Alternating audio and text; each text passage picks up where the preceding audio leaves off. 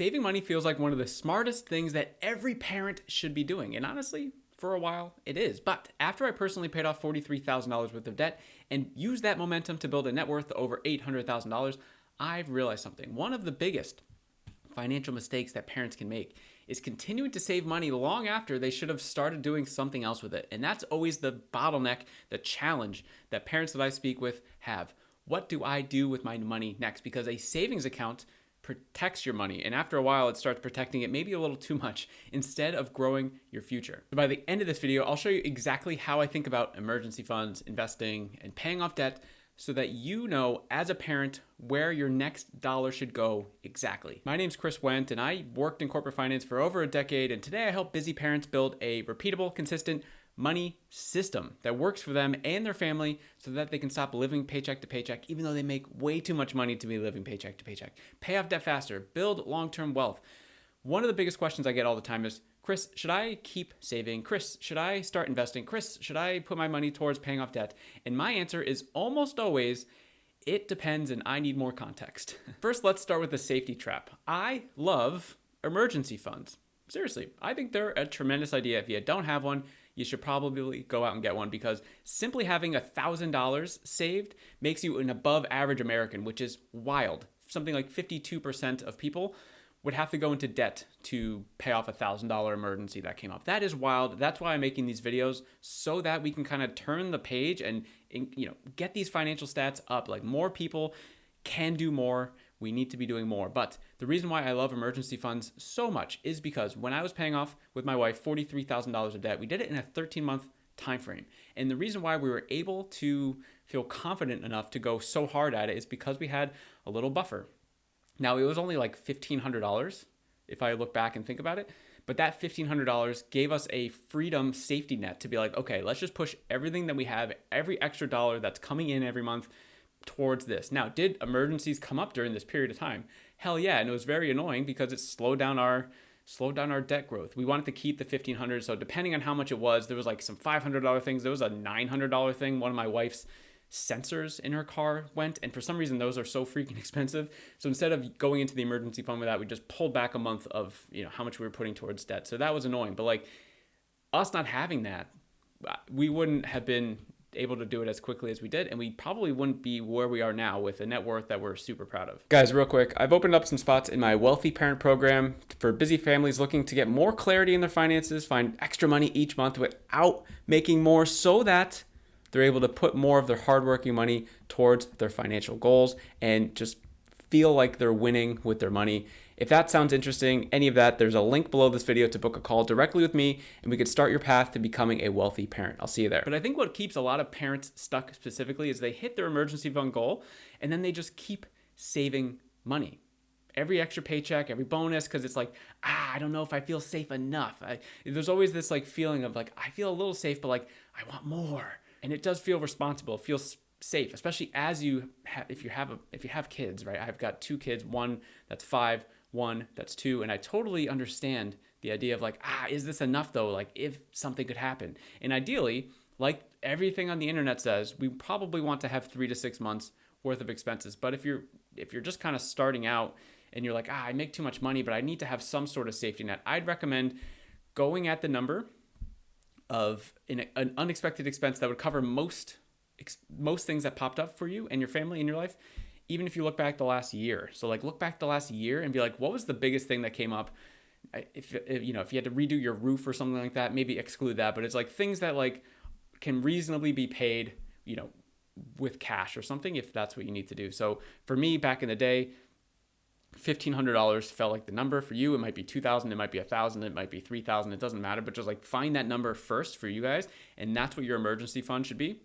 And then once you have that, bombs away at everything else, push everything you got towards the debt, towards investing, towards your kids' future education, whatever your financial goals are. Because this is the hidden cost that nobody talks about, right? So imagine you do get up to that point. You got 3 to 6 months of your expenses saved up, you're feeling amazing. Then over the next 5 years, you end up putting an extra like $75,000 into your savings account. And I see this all the time. I've got some videos on my channel reacting to Reddit posts, and people were like, hey, I've got, $150,000 sitting in a savings account. Is that too much? Should I be moving it somewhere else? Yeah, yeah, you should. Because you have to ask yourself, like, what's the money doing? If you have debt, like, if you have a way to, use a compounding vehicle to put your money towards, that's just going to be the most efficient thing that you can do. So the first thing I think of is like debt, high interest credit card debt, for example. That is a compounding vehicle. A lot of people don't talk about that. It's just compounding negatively. For us, it's compounding positively for the strangers that we're paying this money to, right? Investing, same sort of thing. So paying off your debt, it could possibly have like a 20% compounding effect on your money. Investing into some, say, just general US stock market thing, conservative return of, say, 8% over a long enough time horizon. It is in that 10 to 12%, but I like to just say conservatively 8%. That's a compounding vehicle. Now, if you have money in a traditional savings account, that's going to be a shit interest rate. If you have some money in a high yield savings account, that makes sense. Today, it's around 3-4% in the United States for a high yield savings account. That's not bad, but that should not be our vehicle to build wealth with, because that's not great. I would hold your savings in a high yield savings account, for example. But at the end of the day, we just want to be compounding our money. We want our money to start working for us at some point. But I don't want to be misunderstood here. Cash and holding cash, like in an account, even if it's not very efficient with like interest or whatever, that cash's job is security and stability, but not growth. So it's okay to have money in a savings account. I hate people that chat online about like not even having savings. Like, what are we talking about here? Of course you do. Like for me and my wife, we have a buffer in our checking account, which is 3 mortgage payments for us. So we have 3 mortgage payments. That's like our new zero. Can't go below it. There's no negotiation there. Then we have extra money in a horrible savings account that gets us no interest. Don't care. You can flood the comments. I don't care. I just want to have, stability and security. It's not a lot, but there's something. And then we have money in a high yield savings account. And then we have money in all these like investing vehicles and things like that. The reason why we have this, think about a movie where you've seen like a bank heist, right? And there's these mastermind criminals. They're trying to get into this super secret vault. And it's got, I don't know, a layer of lasers. And there's like these locks that no one knows how to get into. Then there's a room of like crocodiles that you have to swing over and all this crazy stuff, right? That's how I want our finances to be. Like the treasure at the end.